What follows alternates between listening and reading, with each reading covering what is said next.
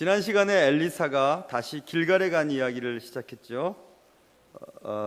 지난 시간에 참석하지 못한 분들은 38절 보시면 엘리사가 다시 길갈에 이르렀다 이렇게 써 있습니다. 길갈에 왜 다시 갔을까? 선지자의 제자들이 공동체를 이루며 공부하고 있던 곳이 길갈이었거든요.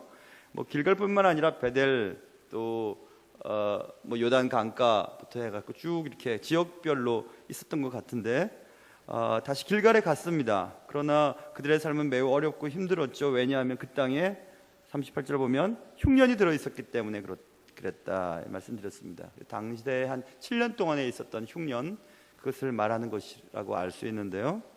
그 땅에 흉년이 들었기 때문에 극심한 흉년에 날마다 끼니를 때울 일이 걱정이었죠.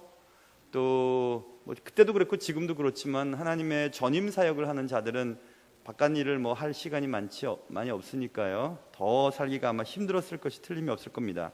그러나 멀리서부터 자신들을 가르쳐 주기 위해 오신 스승님으로부터 말씀을 듣기 위해 모여들었습니다. 그래서 오늘 우리가 읽은 본문 43절에 보면 한 100여 명이 같이 밥을 먹었다는 것을 보면 한 100여 명 가량이 모여 있었던 것 같아요. 그래서 엘리사가 가르쳐주는 말씀을 듣기 위해 모여 있었습니다. 지난 시간에 우리는 엘리사는 학생들에게 선지자의 제자들이라고 써 있는 그 선지자의 제자들에게 국을 끓여서 대접하려고 사환에게 국을 끓이라고 얘기했고요. 마침 어떤 사람이 가지고 온 지난 시간 본문 보면 들포도 덩굴에서 들호박 같은 것을 따와서 이제 솥에 썰어 넣고 국을 끓이게 되죠. 늘 이렇게 살기가 어려울 때는 국을 많이 끓여서 국물을 막 이렇게 마시면서 배를 채우지 않습니까? 그래서 이제 국을 끓였었어요. 그런데 문제가 생기죠. 무리들이 선지자의 제자들이 국을 먹다가 막 소리를 지르기 시작합니다. 그들이 외쳐 이르되 40절 하나님의 사람이여 솥에 죽음의 독이 있습니다 하고 그냥 소리를 막 지릅니다. 여기저기서 막 국을 먹다가 배는 제자들도 있고 국그릇을 엎기도 하고 막 그런 일들이 있었어요. 하나님은 엘리사를 통해서 속 가운데 독을 없애주시죠. 큰일 날 뻔했습니다. 죽지 않게 된 것은 천만다행이지만 그들은 여전히 배가 고팠어요. 그때 또 한 사람이 오늘 본문에 이제 우리가 읽은 42절 또 한 사람이 오늘 바알 살리사에서부터 뭘 하나 가지고 왔습니다. 그리고 그것을 엘리사 앞에 내놓았는데 그것은 음식이었어요. 바알 살리사에서 온 그 사람은 보리떡 20개와 채소 한 자루를 메고 왔어요. 그리고 엘리사에게 드시라고 이렇게 전해 주었습니다. 그런데 오늘 본문에 우리가 금방 읽었지만 이 음식은 잠시 후에 100여 명이 먹는 양식으로 변화가 되는 일들이 벌어지게 되죠. 어떤 일이 있었던 거죠? 하나님은 이 사건을 통해 무엇을 깨닫기를 원하시는 것일까요? 오늘 말씀을 통해서 여러분에게도 무엇인가 하나님이 말씀하시는 은혜가 있기를 주님의 이름으로 축원합니다. 자, 이제 한 사람이 자루 한 자를 가지고 오고 보리떡 20개를 가지고 와서 하나님의 사람인 엘리사에게 드렸습니다. 그런데 그가 이르되 엘리사가 말하기를 무리에게 주어 먹게 하라 이렇게 얘기를 했습니다. 42절 무리에게 주어 먹게 해라. 100여 명 모여있는 그 무리들에게 주어서 먹게 하라고 얘기했습니다. 엘리사는 한 사람이 준 보리떡 20개와 자루에 담은 채소를 무리에게 주어 먹게 하라고 사환에게 게하시라고 하는 사환에게 말을 했습니다.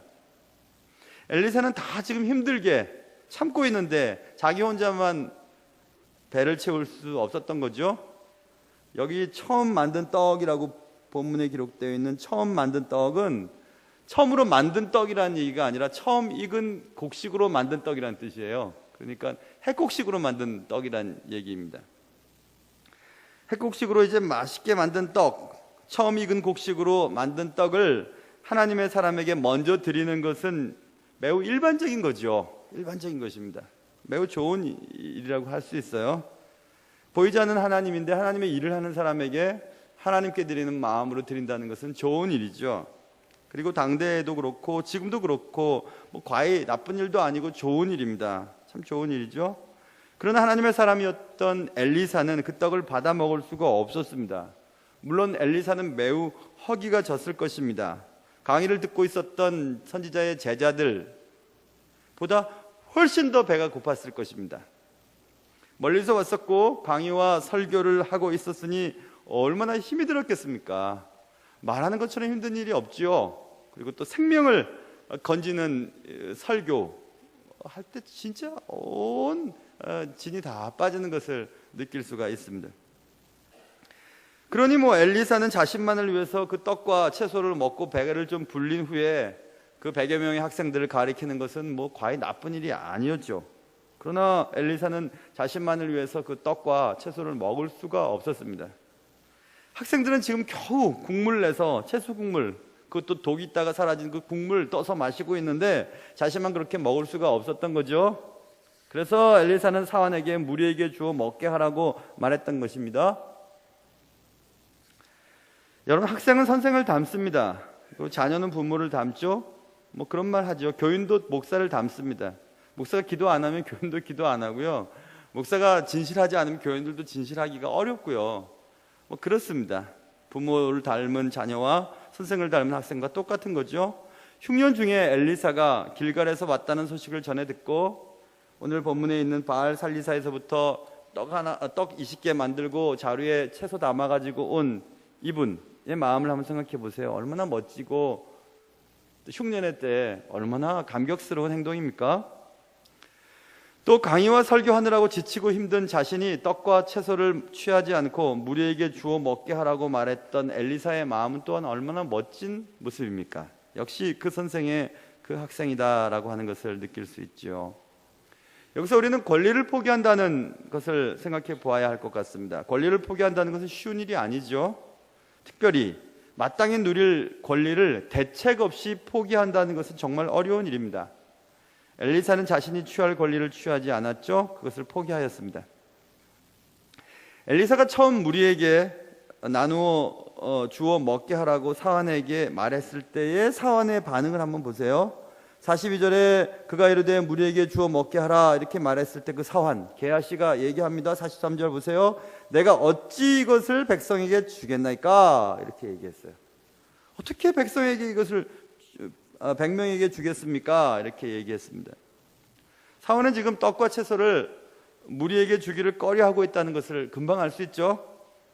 아마 이 사환 게하시는 보리떡 20개와 자루에 담긴 채소 정도라면 선생인 엘리사도 물론 드시겠지만 자기에게도 뭔가 좀 돌아오지 않을까라고 하는 기대를 분명히 했음이 틀림이 없죠. 그런데 그것을 나눠주라고 하니까 상당히 놀랐던 것입니다.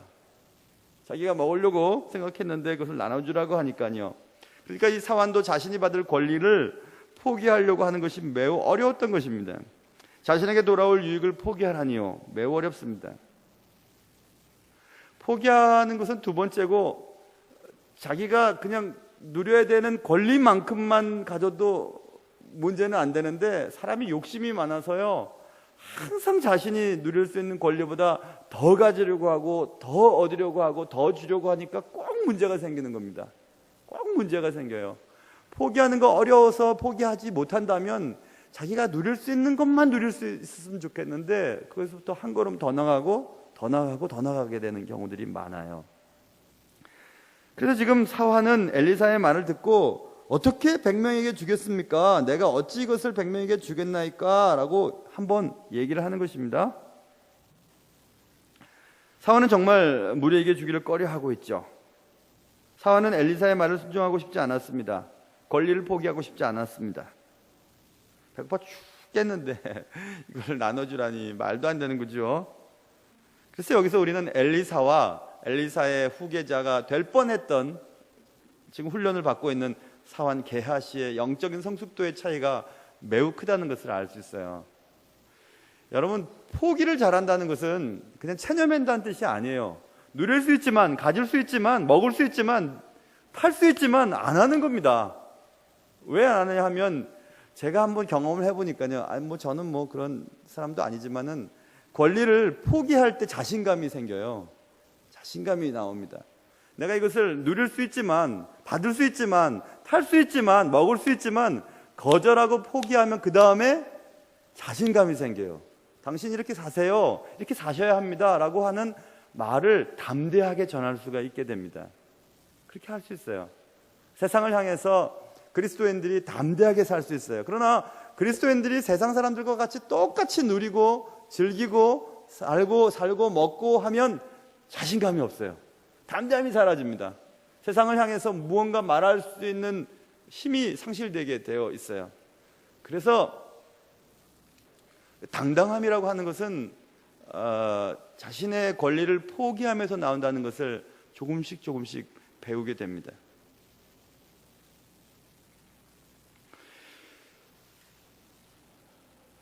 나는 처음 익은 곡식으로 만든 떡을 하나님의 사람에게, 아니 하나님의 사람이 아니라 하나님에게 드릴 만큼 멋진 성도인지 한번 여러분 생각해 보세요. 지금 흉년의 때예요. 다 먹고 살기 힘들어요. 그런데 멀리서 오신 선생님에게 그래도 보리떡 처음 익은 곡식, 그걸로 보리떡 20개 만들어 가지고 자루에 무슨 채소를 담았는지 모르지만 자루에 채소를 담아가지고 영차해서 와가지고 엘리사에게 드리는 이분의 모습을 보세요. 얼마나 멋집니까?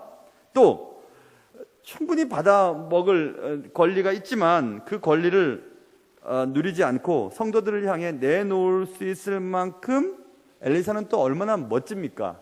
참 멋지죠. 그러니 그런 사람들의 행동이 성경에 기록되어 있는 겁니다. 참 멋지잖아요. 그래서 이 두 사람 모두가 100명의 선지자의 제자들과 또 엘리사가 굶어 죽었나? 안 그렇습니다. 굶어 죽지 않았어요. 우리도 그런 모습을 가졌으면 좋겠습니다. 세상을 향해 자신의 권리, 그리스도인이 누릴 권리를 좀 포기함으로 이 가난한 세상에 이 시대를 살아가면서 꼭 그리스도인이 부자가 될 필요는 없겠죠. 부자가 되세요. 그러나 그 부로 가난한 시대의 사람들을 살릴 수 있는 부자가 되면 좋겠다는 생각이 듭니다. 우리 모두에게 그런 멋진 모습들이 있게 되기를 주님의 이름으로 축원합니다. 자, 그래서 이제 사환은 주기 싫어하고 있죠. 그래서 이제 그 말을 듣고 엘리사가 또 얘기합니다. 자, 보세요. 43절, 그 사환이 이르되 내가 어찌 이것을 100명에게 주겠나이까 하나? 그렇게 말했습니다. 그러나 엘리사는 또 이르되 무리에게 주어 먹게 하라. 똑같이 얘기해요. 사환 게하시의 불평에도 불구하고 엘리사는 다시 말하죠. 무리에게 주어 먹게 하라. 이렇게 얘기합니다. 엘리사가 그처럼 강하고 반복적으로 강하게 말할 수 있었던 이유가 분명히 있었던 것 같아요. 뭔가 믿는 구석이 있으니까 그렇게 얘기하지 않겠어요? 그 믿는 구석은 그 다음 보세요. 엘리사는 또 이르되 무리에게 주어 먹게 하라. 그 다음 보세요. 여호와의 말씀이 그들이 먹고 남으리라 하셨다. 이렇게 얘기하는 겁니다. 바로 이것 때문에 엘리사는 주어 먹게 하라고 담대하게 사환 게하시에게 얘기했던 겁니다. 보리떡 20개 가지고 100명에게 뭘 먹이겠어요? 자루에 담은 채소가 뭔지 모르지만 그것 가지고 100여 명을 배불리 먹일 수 있겠습니까? 그러나 엘리사는 하나님으로부터 말씀을 받았어요. 먹고 남을 거야. 주워 먹게 해. 그러면 먹고 남을 거야 라고 하는 말씀을 하나님께로부터 들었습니다. 그게 바로 하나님의 사람과 하나님의 사람이 아닌 사람들과의 차이예요. 아무리 환경이 좋지 않고 아무리 내가 저희 가면은 손해가 되고 어렵고 힘들고 뭐 그런 게 뻔한다 할지라도 하나님의 말씀이 가라 하면 가는 거죠. 하나님이 말씀이 주라 하면 주는 거죠. 하나님의 말씀이 그것을 하라 하면 하는 거죠. 그래서 하나님의 말씀을 따라 움직이면 절대로 실수를 하지 않습니다. 그러나 자신의 감정과 환경과 사람들의 얘기를 듣고 움직이면 언제나 실수하게 되어 있습니다. 지금 엘리사는 하나님의 말씀을 들었어요. 분명히 기도했겠죠. 국 끓여서 국물 마시려고 버텨보려고 했는데 막 솥에 독이 들어가서 또 독을 없애는 이런 일들을 겪으면서 엘리사가 기도하지 않았겠습니까? 하나님, 이 선지자의 제자들 말씀 들으러 이렇게 나와 있는데 하나님 뭔가 좀 해결해 주셔야 되지 않겠습니까? 하고 기도하지 않았겠어요? 그때 마침 한 사람이 오늘 보면 바알 살리사에서부터 보리떡 20개와 채소를 자루에 담아갖고 왔으니 하나님 앞에 기도하면서 분명히 응답을 받았던 거죠. 나누어 주어 먹게 해라. 그럼 먹고 남게 될 거라. 이렇게 말씀을 들었던 거죠. 이처럼 하나님의 사람들은 언제나 말씀을 따라 움직입니다. 말씀을 붙잡고 결정하고 말하고 행동하죠. 말씀이 가는 곳까지 가고 말씀이 서는 곳에 섭니다. 저는 어떤 것을 결정할 때 제 아내와 많이 얘기를 하는데, 중요한 결정할 때는 제가 얘기를 잘 안 하고 결정을 내려버려요. 혼자 결정 안 합니다. 무조건 기도하러 올라가죠. 그리고 그냥 저는 막 금식 잘 못하거든요. 배고픈 거 잘 못 참겠어요. 그래서 금식 뭐 많이 하면 한 3일 정도 하는데요, 금식 이렇게 하고 주님 앞에 기도하면 언제나 말씀을 주세요. 언제나.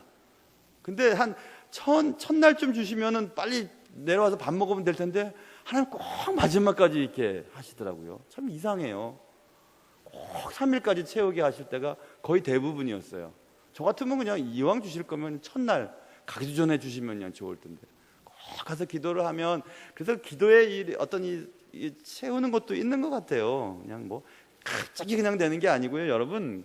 기도에 이렇게 어떤 이렇게 수위가 이렇게 차지면 응답이 되는 것 같아요. 그러니까 이 기도도 우리가 몇 번 하다가 그냥 끝나는 게 아니에요. 꾸준히 기도해야 됩니다. 예배도 한번 몇 번 드리다가 은혜되지 않으니까 나는 교회에 안 맞는가 하고 이렇게 나가는 사람들은 절대로 신앙생활 할 수 없어요. 꾸준히 이렇게 다니는 거죠. 그러다 보면 어느 순간 주님이 이렇게 우리의 마음을 만져주실 때가 있거든요. 그래서 저는 어떤 중요한 결정들은 항상 기도하러 올라가요. 그리고 이제 금식하며 기도하면 하나님이 꼭 말씀을 주시거든요. 그럼 그 말씀 붙잡고, 지금 한 몇 번 그랬어요. 지금까지 지금 살아오면서 몇 번 그랬는데, 그렇게 했을 때는 아무리 환경이 어렵고 아무리 사람들이 뭐라고 해도 그렇게 하면 꼭 잘 된다는 것을 제가 알거든요. 그래서 사람들이 뭐라 하든지 말씀을 받아야 됩니다. 말씀을 꼭 받고 그 말씀대로 움직이셔야 돼요. 무엇을 하든지 말입니다. 무엇을 하든지. 그러니까 제가 주일 새벽만큼은 성가대 지휘자님, 대장님, 반주자님, 주일학교 선생님들, 뭐 대표 기도자들은 특별히 새벽에 와서 기도하셔야 돼요. 주일날 오늘 하루 종일 내가 봉사하는 이 봉사에 하나님 은혜를 달라고 기도를 해야 돼요. 기도 없이는 아무것도 될 수 없어요. 찬양대도 주일학교도 뭐 어떤 거든지 어떤 봉사도 기도 없이 하다 보면 꼭 말썽이 일어나게 되거든요. 꼭 기도하셔야 돼요. 뭐 꼭 주일 새벽만 기도해야 되나요? 기도해야 돼요. 그것조차도 순종하지 못한다면 안 되는 거죠. 그래서 여러분, 제가 저는 그런 생각해요. 우리가 새벽에 일주일 동안 새벽에 우리 교회를 이렇게 들락날락 하시는 이런 새벽 성도들, 그 정도의 인원만큼 주일 예배 성도들이 됐으면 좋겠다 하고 기도를 하는데, 제가 요즘에 계속 보니까 이제는 주일 성도가 더 많아지고 새벽 성도가 적어졌어요. 큰일이에요. 이러면 안 돼요. 우리가 주일 예배를 위해 새벽에 충분히 계속 기도하는 사람들의 그 발걸음이 뒷받침될 때 교회가 건강하게 성장되거든요. 저는 새벽마다 교구 찬양대가 있으니까 새벽 예배 인원이 더 많이 늘어날 줄 알았어요. 근데 의외더라고요. 그러니까 그래서 사람들의 생각이 똑같이, 한번 그냥 찬양대 한 번 쓰면 이제 의무가 됐다고 생각하는데 그런 거 아니에요, 여러분. 특별히 권사님들은 새벽 예배는 꼭 참석하셔야 되고, 은퇴하신 분들은 더 참석하셔야 되고, 집 가까운 분들도 꼭 참석하셔야 되고, 차 한 번 타고 오실 수 있는 분들도 다 참석하셔야 돼요. 그래서 계속 기도를 해야 돼요. 그래서 뭐 우리 교회가 계속해서 인원이 늘어난다고 그렇게 얘기할 게 아니에요. 인원이 많이 늘어나도 다리가 허약하면요 금방 넘어져 버리거든요. 그러니까 기도하면서 성장해야 되죠. 그렇게 해야 돼요, 여러분. 여러분의 사업도 가정도 마찬가지입니다. 기도하면서 새벽 예배 못 하시는 분들은 금요 예배 때는 꼭 나오셔서 기도하셔야 돼요. 토요일 새벽 예배가 있으니까 부담돼서 금요일 날 금요기도 안 해요 라고 하면서 금요기도에도 안 하고 새벽 예배도, 토요일 새벽 예배도 안 하는 분들이 있으시더라고요. 그러면 안 돼요, 여러분. 기도하시는 자리에 나와서 하나님의 말씀을 붙잡고 이렇게 한 걸음씩 나가시면 절대로 잘못되는 길이 없습니다. 말씀을 딱 붙잡고 결정하고 말하고 행동하면 말씀이 가는 곳까지 우리를 인도해 주시고, 말씀이 서는 곳에 우리를 서게 하셔서 절대로 낭패되는 일이 없게 만드시는 분이 하나님이세요. 하나님의 말씀은 언제나 신실하고 변함이 없어서 결국은 꼭 이루어지고야 만다는 사실을 아는 사람은 무슨 일을 하든지 담대할 수 있겠죠. 그게 오늘 엘리사의 담대함이었어요. 환경은 지금 흉년이었고 100여 명이 지금 배가 고파서 앉아있고 국 끓여 먹으려고 했는데 막 소태에 독이 있으니까 그거 뭐 제대로 마셨겠어요? 그게 뭐가 또 영양분이 있겠습니까? 그런데 엘리사는 보리떡 20개와 자루에 담긴 채소를 사람들에게 나눠주라고 얘기했잖아요. 하나님 이렇게 말씀하셨어요. 그들이 먹고 남으리라고 말씀하셨으니까 그렇게 하는 것입니다. 엘리사는 무리에게 주어 먹게 하라라고 말할 수 있었던 것은 말씀이 있었기 때문에 그렇죠. 말씀 없이 결정하고 말하고 행동하면 불안합니다. 그러나 말씀을 따라 결정하고 말하고 행동하면 담대해지게 되죠. 환경과 여건이 불리해도 말씀이 서라 하면 서고 말씀이 하라 하면 하는, 언제든지 말씀 중심의 삶을 살아갈 때 여러분과 저는 언제나 잘 살 수 있을 것입니다.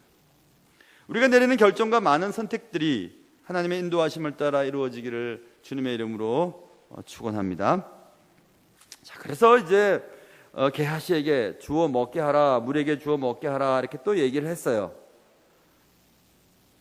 그래서 그가 그들 앞에 주었더니, 그래서 이제 게하시가 그 무리에게 주었습니다. 주었더니 여호와께서 말씀하신 대로 먹고 남았더라. 몇 명이 먹었죠? 100여 명 이상이 먹었죠? 그리고 남았어요. 남은 거 뭐 했을까요? 남은 거 이제 집에 가져갔겠죠. 뭐 또 가족들에게도 주었겠죠. 주었더니 먹고 남았더라. 안 주었더니 아무도 못 먹고 그랬더라. 이렇게 써 있었겠죠. 그러니까 주었더니 먹고 남았더라. 주는 일이 그렇게 힘든 일이에요, 여러분. 주는 일이에요. 말씀하신 대로 순종했더니 역시 말씀하신 대로 이루어졌다고 성경은 우리에게 알려주고 있습니다. 여기서 우리가 분명히 다짐해야 될 것이 하나 딱 있는데, 그것은 우리의 인생의 성공과 실패는 언제나 딱 한 가지 것에 의해서 결정이 됩니다. 이미 여러분 힌트를 얻으셨겠지만 제가 말하는 가운데 그 딱 한 가지는 뭐냐 하면 하나님께 순종하느냐 순종하지 않느냐, 딱 그거 한 가지예요. 딱 그거 하나가 우리의 인생의 성공과 실패를 갈라놓습니다. 여러분에게 요즘에 주님은 무엇을 순종하라고 말씀하실까요? 목사님들의 입을 통해서 여러분에게 무엇을 말씀하실까요? 오늘도 지금 제가 계속 얘기하는 가운데 여러분에게 내가 이 일을 잘 하고 있지 않구나 라고 하는 것이 여러분에게 있다면 그것을 순종을 하셔야 돼요. 순종을 하셔야 됩니다. 제가 여러분들 뭐 새벽 예배 많이 나오시면 제가 뭐 좋은 거 있을까요? 여러분들이 좋아요. 여러분들이 잘 되는 거예요. 목사가 성도들 힘들게 막 머리를 막 사서 이렇게 하면 성도가 힘들겠지, 이렇게 하면 성도들이 괴롭겠지 하고 그렇게 하는 목사는 세상에 아무도 없습니다. 마치 부모가 자녀들을 너 잘 되라고 이렇게 하는데 왜 이렇게 못 알아듣냐, 그러면 이제 아이들이 막 대들잖아요. 그러면 이제 마음에 답답하죠. 엄마가 아빠가 너 잘 되라고 얘기하는데 왜 그렇게 막 눈을 부아리고 그냥 그렇게 막 등을 돌리고 그렇게 화를 내고 그러냐, 마음이 아프잖아요. 그러다 이제 화가 나면 이제 부모님은 그래 너 알아서 해라, 이제 엄마는 책임 못 짓는다 이렇게 해버리잖아요. 똑같아요, 여러분. 여러분이 주님 앞에 바로 서서 여러분이 복을 받으면 교회가 또 행복한 거고, 교회가 행복하면 하나님의 나라가 확장되는 거죠. 그러니까 여러분들이 늘 그렇게 하셔야 돼요. 그렇게 하셔야 돼요. 그래서 제가 여러분에게 부탁하잖아요. 다른 거는 제가 부탁 안 해요. 주일 오전 예배, 오후 예배, 수요 예배, 이거 세 가지는 공예배니까 꼭 참석하셔야 되고, 그리고 교회 직분자 정도 됐으면 새벽 예배 한 서너 번 정도는 참석하셔야 되고, 뭐 그건 기본이잖아요. 그거 못하고 뭘 하겠다고 하겠습니까? 그건 아니죠. 꼭 그렇게 하셔야 돼요. 꼭 그렇게 하셔야 됩니다. 순종하느냐 순종하지 않느냐 거기에 달려 있습니다. 여러분의 인생은 지금까지는 어떠셨습니까? 성공이 많으셨습니까? 실패가 많으셨습니까? 실패가 많으셨다면 순종하지 않은 것들이 무엇인지 한번 생각해 보시고, 또 여러분이 잘 성공했을 때는 여러분이 어떻게 주님 앞에 순종했는지를 한번 살펴보세요. 그래서 그렇게 한번 생각을 해보시고 여러분이 어떻게 살아가야 될지가 결정이 나겠죠. 우리가 하나님의 말씀을 따라 순종할 때 역사는 이루어집니다. 그런데 그 순종은 언제나 포기를 전제로 해요. 목사님 저렇게 왜 새벽 예배 나오라 그러지? 새벽 예배 나오려면 잠자는 걸 포기해야죠. 밤에 보는 드라마를 포기해야 되죠. 마실 가는 것도 포기해야 하죠. 포기를 전제로 해야 순종이 가능해요. 목사님 왜 저런 얘기를 하시지? 내가 듣기 싫게. 내 자존심을 포기해야죠. 그래야지 순종이 가능하죠. 하나님 제대로 정직한 11조를 드리라 그러는데 정직한 11조가 도대체 뭘까? 여러분의 마음에 거리낌이 없는 헌금 생활이에요. 그러려면 여러분 포기해야죠. 여러분 갖고 싶은 것 포기해야죠. 오랜만에 그냥 돈 모아갖고 샀는데, 가방 샀는데 딴 사람이 들고 다녀서 그냥 기분 나빠하는 가방 말고요, 하나님이 기뻐하시는 그런 일에 여러분의 것들을 나누어야죠. 그렇게 살아야죠. 그래서 순종을 하려면 언제나 포기가 전제가 되어야 됩니다. 포기하지 못하는 사람은 순종할 수 없어요. 절대로 못합니다. 먹을 거 다 먹고 쓸 거 다 쓰고 자기 자존심 살릴 거 다 살리고서는 절대로 순종할 수가 없죠. 우리가 하나님의 말씀을 따라 순종할 때 역사는 이루어지고요, 그 역사는 오직 우리가 권리를 포기할 때, 그리고 권리를 기쁘게 포기할 때 가능한 것입니다. 우리가 권리를 포기할 수 있는 이유는 오직 하나죠. 그것은 바로 하나님의 최선은 항상 내 인생의 최고의 결과를 향해 움직이고 있다고 하는 믿음입니다. 하나님이 하시니까, 하나님이 가라는 대로 가고 하나님이 선할 때 서고 하나님이 원하는 일을 하면 내 인생의 가장 최선의 길을 예비해 두시고 그런 결과를 내게 안겨주실 것이라고 하는 그런 믿음이 우리를 그렇게 그때그때마다 포기하고 순종하게 만들어주는 겁니다. 내 생각에는 이렇게 하면 안 될 것 같고, 이렇게 하면은 손해발 얻을 것 같고, 이렇게 하면 장사도 안 될 것 같고, 문 닫을 것 같고, 이렇게 하면 잠도 못 잘 것 같고, 건강도 잃을 것 같고, 아이들도 대학도 못 들어갈 것 같지만 하나님을 믿고 하나님이 하실 일들을 기대하면서 그렇게 할 때 여러분과 제가 생각하는 것보다 훨씬 더 좋은 결과를 얻게 될 것입니다. 아멘 하신 분들만 그런 은혜가 있길 바랍니다.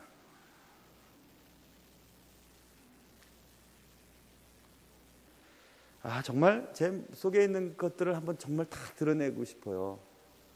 정말 이렇게 사셔야 돼요. 이렇게 살면 다 해결이 되는 일들이에요. 이런 거는 하고 그냥 다 그냥 일일이 얘기를 드리면 얼마나 좋을까 싶어요. 다 여러분들 살아가고 있는 모습들을 보면서 답이 다 있거든요. 답이 다 있는데 그 답을 아무리 얘기해도 못 알아들을 때 마음이 얼마나 아픈지 몰라요. 정말 이렇게만 하면 될 텐데, 저분 이렇게 하면 다 해결될 것 같은데 왜 그걸 못할까, 왜 그걸 안 할까 하는 그런 안타까움이 있어요, 목사에게는. 여러분 나는 뭐예요 하고 궁금하신 분들은요, 저한테 찾아오세요. 맛있는 음식점을 예약하시고 찾아오세요. 그러면 돈은 제가 낼 테니까요. 정말 꼭 그렇게 하세요. 성경의 많은 기적들을 한번 살펴보세요. 그 많은 기적들은 언제나 하나님의 말씀에 순종한 것으로부터 시작된다는 것을 알 수 있어요. 하나님께 쓰임받았던 많은 사람들은 한 사람도 예외 없이 순종하는 사람들이었습니다. 그렇다면 여러분과 저는 하나님의 말씀에 순종을 잘하는 사람인가, 그렇지 못한 사람인가를 먼저 살펴보고, 그 다음에 내가 하나님 앞에 복을 받을 건지 말 건지, 하나님이 내 인생을 인도해 주실 건지 말 건지가 결정이 되는 거지 않습니까? 다 이유들은 많죠. 이래서요, 저래서요, 이렇기 때문에 저렇기 때문에, 나는 이런 이유가 있고 저런 이유가 있어요. 나는 장가 가야 되고 소도 사야 돼요. 할 일이 많아요. 아버지 장사 지내야 돼요 하면서 할 일이 다 많을 때, 그런 건 그냥 그 사람들한테 맡겨두고 너는 날 빨리 따라라, 이렇게 주님이 말씀하시잖아요. 이게 하나님의 뜻인지 저게 하나님의 뜻인지 목사님이 어떻게 알아요? 저는 하루 종일 여러분 생각하는 사람이에요. 꿈속에서도 여러분 생각한다니까요. 꿈속에서도 여러분 집에 신방하고 여러분들이랑 장난치고 여러분들이랑 얘기 나누고 그래요. 하루 종일 생각하는 사람이니 아무래도 여러분 삶의 현장 속에서 잠깐 주님을 잊고 지낼 때보다는 나을 거 아니겠습니까? 그렇지 않겠어요? 그렇지 않을까요?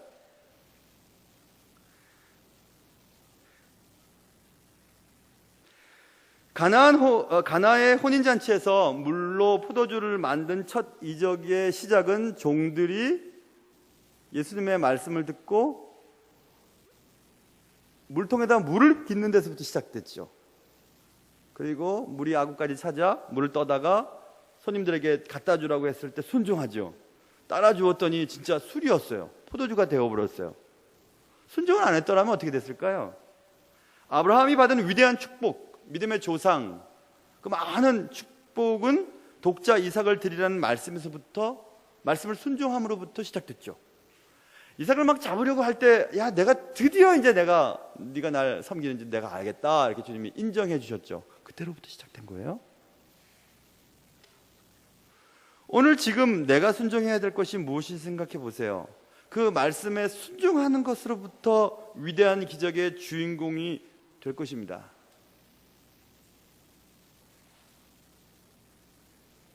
그래서 어떨 때는 그럴 생각이 들어요. 몇 번씩 얘기를 하는데도 그렇게 안 하시면 제 마음속에 에이, 이제 그만해야 되겠다, 저분은 저기까지인가 보다 생각될 때가 있어요. 그럴 때는 두 가지 생각이 나요. 하나는 마음이 무척 슬퍼요. 저분은 더 잘 될 수 있을 텐데 왜 그럴까 하고 너무 슬프고, 또 하나는 그래, 하나님이 알아서 하시겠지 하고 그냥 뒤로 뚝 물러나는. 하나는 슬퍼서 그렇게 계속 얘기하고 싶고, 하나는 그냥 뒤로 딱 물러나는. 두 가지 마음이 왔다 갔다 해요. 좀 에너지가 좀 있을 때는 이쪽에 더 강하고, 에너지가 빠지고 너무 지쳐있을 때는 이쪽에 더 강하고, 알아서 하세요 그냥 이렇게 물러나 버릴 때가 있고 그래요. 그러니까 여러분에게 똑같은 말을 계속 부탁할 때 있잖아요. 그럴 때가 좋을 때예요. 여러분에게는, 여러분 들으실 때는 목사님 또 얘기하시네 그렇게 얘기할지 모르지만 그때가 좋을 때예요. 저도 이제 나이 좀씩 들고 그러면 아마 그런 얘기 안 할 것 같아요. 그냥 좋은 얘기 하고요, 그냥 여기서 그냥 머무르려고 그러고요. 근데 지금은 조금 괜찮다니까요. 아직은 좀 젊기 때문에 지금은 괜찮아요. 막 얘기하다가 무슨 일이 생겨도 괜찮을 것 같아요. 아직까지는 뭐 기회 또 있을 텐데 아마 그런 생각이 드니까요. 그러니까 지금은 제가 지금 얘기하는 게 사실은 더 정직한 얘기들이에요. 나이가 들면 아마 잘 못할 거예요. 못할 것 같아요. 마치 할아버지 할머니가 손자 손녀들 좀 나쁜 짓 하고 막 그래도 그냥 오냐오냐 키우잖아요. 근데 엄마 아버지는 막 계속 얘기하잖아요. 잘 되라고. 그거 똑같은 것 같아요. 분명히 똑같을 것 같아요. 그래서 여러분에게도 제가 몇 번씩 똑같은 얘기를 한 것들이 있었을 거예요. 그럼 그것 좀 한번 순종해 보세요. 여러분 잘 되라고 드리는 말씀이에요. 정말 그래요. 정말 그래요. 똑같은 얘기를 이제 딱 멈췄다면 이제는 포기했구나 목사님이, 그렇게 생각하시면 맞을지도 몰라요. 아마 맞을 거예요.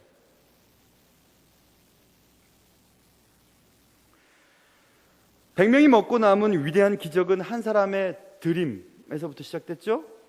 한 사람의 드림을 또 한 사람은 포기함으로 시작됐죠.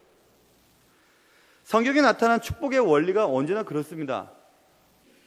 우리는 받아야, 가진 게 있어야 드릴 것 아닙니까? 이렇게 얘기하잖아요.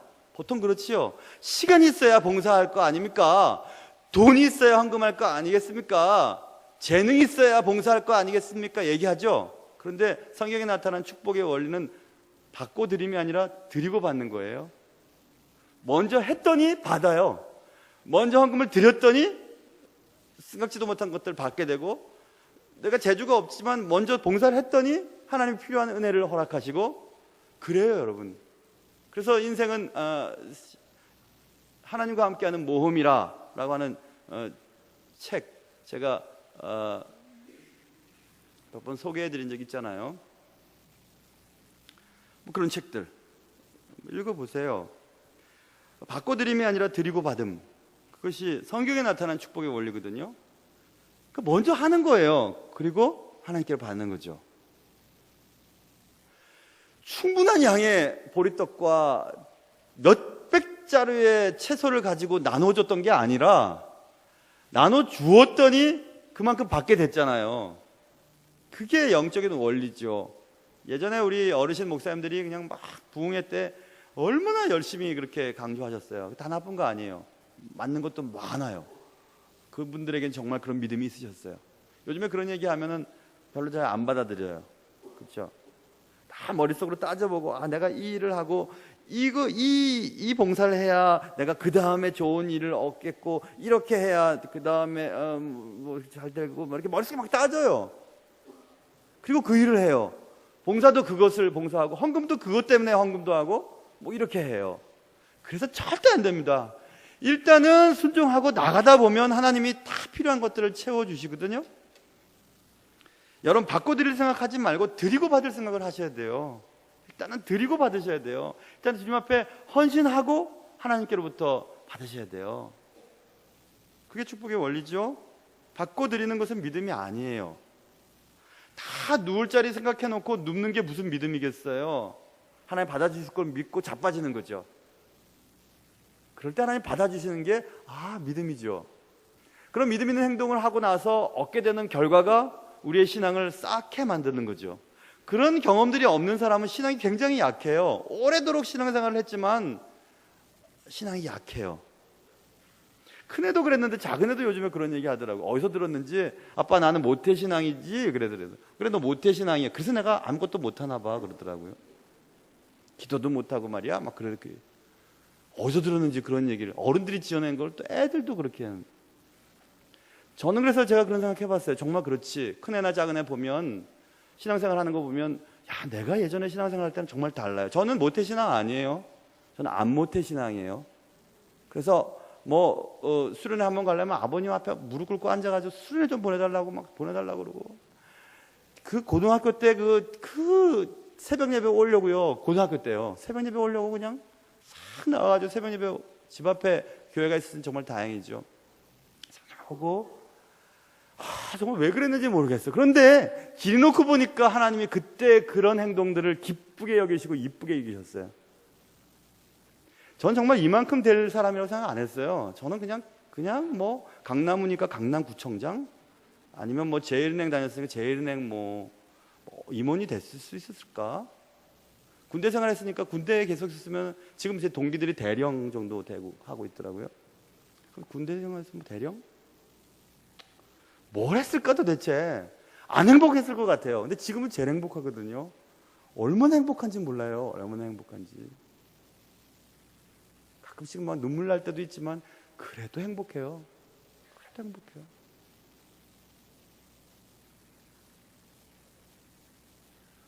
하나님이 그때 이쁘게 보셨던 것 같아요. 이쁘게. 그런 기억이 있으니까 애들이, 제가 새벽 예배 갔다 와서 막내 탁 그냥 자고 있는 애 탁 붙잡고 기도하면서 깨우죠. 밥 먹을 때 기도시키죠. 갈 때 또 탁 끌어안고 기도하죠. 근데 막 기도할 때 막 내 옆구리 찌르고 막 똥꼬 찌르고 막 가지름 태우고 막 그래요. 그러면 내가 막 웃으면서 막 기도하고 내가 뭐 그랬어요. 며칠 전에. 야 민수야, 너 아빠를 이렇게 쉽게 생각하지 마. 너 우리 교인들 말이야, 아빠랑 같이 기도하려고 말이야 기다리는 사람도 있어. 너는 맨날 이렇게 아빠 기도해 주니까 너 좋은지 모르지. 그랬더니 치 그러더라고요. 진짜 모태신앙 같아요.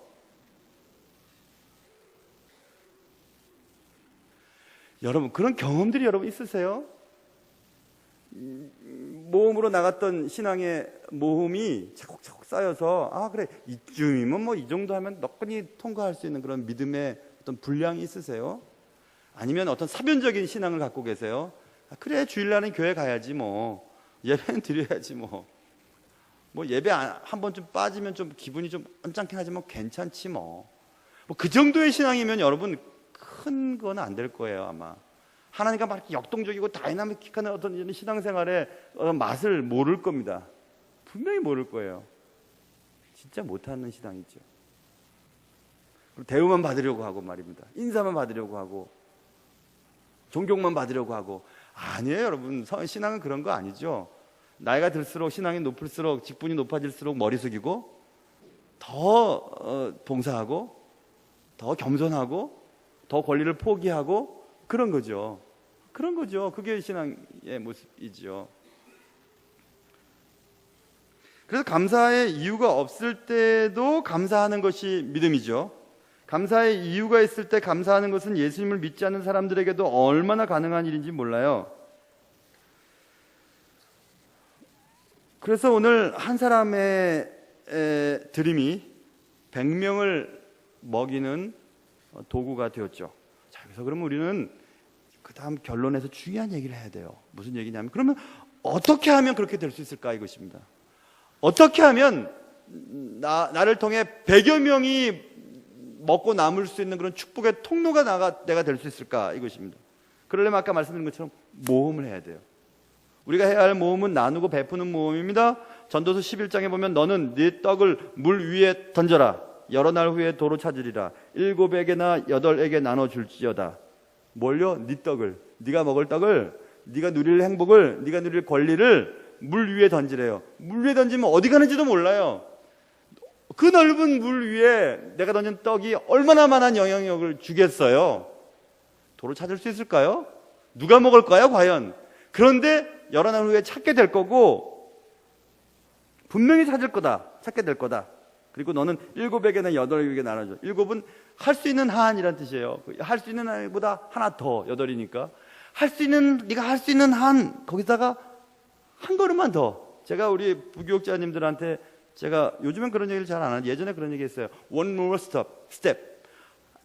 네가, 목사님이 당신이 성도들을 사랑할 수 있는 그거 있지, 한계. 나 여기까지야. 근데 거기서 한 걸음만 더 가봐. 한 걸음만 더 가면 하나님이 목사 축복해 주신다. 하나님이 그런 목사를 사랑하신다 하고 한 걸음만 더 가보라는 거죠. One more step. 한 걸음만 더. 내가 할 수 있는 한계가 딱 여기예요. 여기 이상은 못해요. 아무리 생각해봐도 이거 이상은 안 돼요. 그런데 거기서 한 걸음만 더 가보면 그 한 걸음 더 간 것이 얼마나 큰 반경을 그리는지 몰라요. 얼마나 큰 하나님의 축복을 받는지 몰라요. 그래서 주님이 생각하시죠. 그래, 너가 할 수 있는 한 것보다 하나 더 나를 위해서 했구나. 그래, 내가 할 수 있는 것보다 더 큰 축복을 내게 주시겠다. 이거 주님이 틀림없이 그렇게 하십니다. 틀림없이 그렇게 하세요. 부족하고 미련하지만 저는 그거 항상 그렇게 생각해요. 내가 이 정도까지만 해도 내가 할 수 있는 일은 했어. 그러나 거기서 내가 한 걸음만 더 가보려고 애를 썼었어요. 한 걸음만 더. 그러면 하나님이 그걸 그렇게 기뻐하시더라고요. 그렇게 기뻐하세요. 너의 작은 능력으로 이 일 저 일 했다고 계시록에 있는 말씀처럼 넌 능력이 작지만 이렇게 충성하고 이렇게 봉사하고 이렇게 애를 썼구나. 하나님 기뻐하세요. 정말 기뻐하세요. 그래서 뭘 해야 해요? 떡을 던져버리세요. 물에 던졌어요. 누가 먹든지 상관없어요. 꼭 잘 던지지 않는 분들은 꼭 그런 얘기해요. 내가 드리는 이 헌금이 제대로 쓰일까? 목사님 다 먹지 않을까? 교회에서 쓸데없는 쓰지 않을까? 전혀 안 그렇습니다. 우리 교회 재정이 굉장히 투명하고요. 또 저는 재정에 관여도 안 해요. 어떻게 돌아가는지도 몰라요. 재정이 수입이 얼마 됐다는 거 사인만 할 뿐이에요. 어떻게 지출되는지 다 위원장님들, 장로님들 다 알아서 하시고 저한테 중간에 얘기만 하세요. 어떻게 지출되는지 다 그냥 하나님이 다 계시니까 다 믿고 그렇게 하고 하는 거죠. 그러니까 여러분 걱정 안 하셔도 됩니다. 걱정 안 하셔도 돼요. 여러분 돈이 허튼 데 쓸까봐 드리지 않는 것은 참 나쁜 사람들이 하는 행동이에요.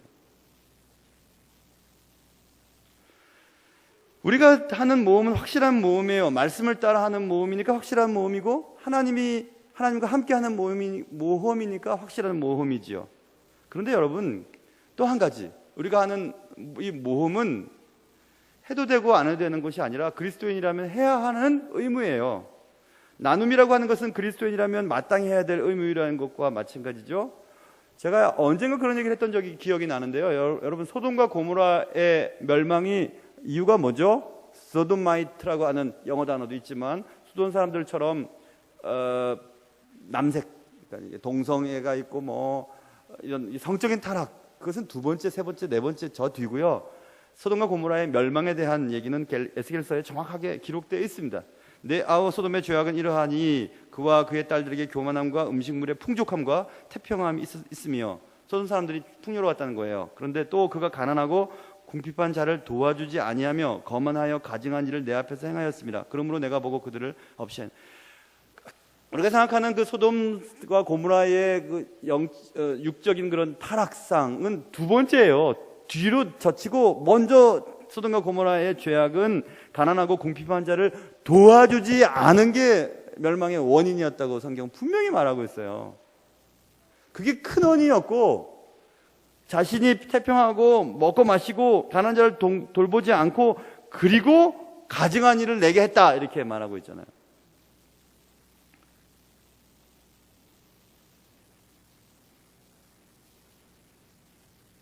정말 한번 보여드리고 싶은데 뭘 말이냐면 하나님이 제게 돈을 많이 주시면 여러분 정도만 돈을 주시면 제가 돈을 어떻게 쓰는지 정말 보여드리고 싶은데 근데 하나님이 제 마음을 아시는지 안 주셔요. 너도 똑같아 이놈아. 너도 돈 많으면 너도 분명히 안 쓸 거야. 그러시니까 안 주시는 것 같아요. 그러니까 여러분들 좀 하세요. 자기 생각에 옳은 대로 쓰지 말고 때때로 좀 교회를 위해서 또 목사님이 여기도 좀 쓰셨으면 좋겠습니다. 이렇게 좀 하셨으면 좋겠습니다. 그렇게 얘기도 잘 안 하지만 그렇게 할 때 좀 그런 것도 좀 들으셨으면 좋겠어요. 왜냐하면 분명히 하나님이 여러분에게 복을 주신 축복을 주신 것들은 하나님이 때에 쓰시려고 그러시는 거거든요. 근데 들어갈 땐 잘 들어가더니 딱 이걸 다물고 그냥 맨날 이것만 하고 이게 뭔지 아시죠? 입만 닦고 있어요. 그냥 이걸 싹 닦으면서 그냥 모른 척하고 그냥 아닌 척하고 이렇게 막 있지요. 100배의 이윤을 남겼던 장사는 굉장히 장사를 잘한 거죠. 오늘 한 사람의 드림은 100배 이상의 이윤을 남겼습니다. 분명히 남는 장사를 했죠. 남는 장사는 언제나 투자를 잘해야 남습니다. 우리가 할 수 있는 가장 좋은 투자는 하나님께 투자하는 것입니다. 하나님께 투자할 때 가장 좋은 이윤을 남겨요. 그래서 남는 장사는 언제나 하나님께 드림으로부터 시작되고 풍성함으로 끝나게 되어 있습니다. 여호와께서 집을 세우지 아니하시면 세우는 자의 수고가 헛되며 여호와께서 성을 지키지 아니하시면 파수꾼의 깨어있음이 헛되도다. 나는 남는 장사를 하고 있는 걸까? 기도하겠습니다.